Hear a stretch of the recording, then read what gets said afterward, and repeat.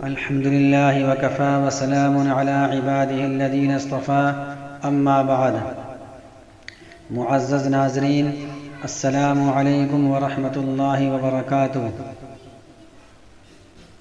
رمضان کا مہینہ شروع ہو چکا ہے اور آج دوسرا روزہ ہے، اور رمضان کا مہینہ جیسے ہی شروع ہوتا ہے تو تراویح کے تعلق سے اور اس کی دعا کے تعلق سے ایک مشہور دعا واٹس ایپ وغیرہ پر سوشل میڈیا میں بہت گشت کرتی ہے، جس کے آخر میں اللہم اجرنا من النار ہے۔ تو یہ دعا بہت گشت کرتی ہے اور مسجدوں میں بھی یہ دعا دیوار سے لٹکی ہوئی نظر آتی ہے۔ تو دل میں خیال آیا کہ اس کے بارے میں کچھ تحقیقی بات پیش کر دی جائے۔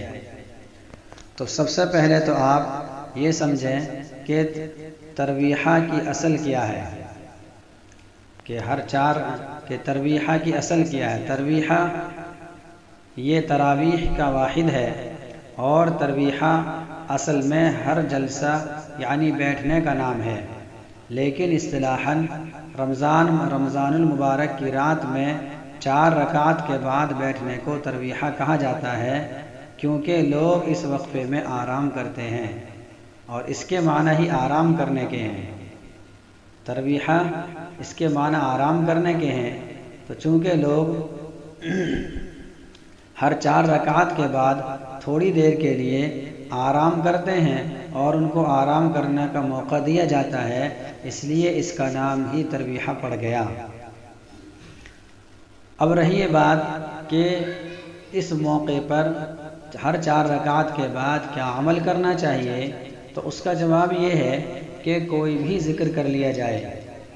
رمضان المبارک کا مہینہ ہے، ہر لمحہ قیمتی ہونا چاہیے، تو اس لیے کوئی بھی ذکر کر لیا جائے، قرآن کریم پڑھ لیا جائے، درود شریف پڑھ لیا جائے، لیکن اس دعا کو پڑھنے میں کوئی حرج نہیں، لہذا اس کو پڑھا جا سکتا ہے۔ البتہ اس دعا کے قریب اور دعائیں ملتی ہیں جو آپ کو اس وقت اسکرین پر نظر آ رہی ہے، یہ دعا بھی ملتی ہے، اسی طریقے سے اور دعائیں بھی ملتی ہیں۔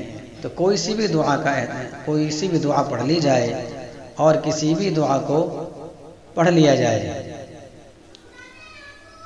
اللہ تعالی عمل کرنے کی توفیق نصیب فرمائے، آمین۔ وآخر دعوانا الحمد للہ رب العالمین۔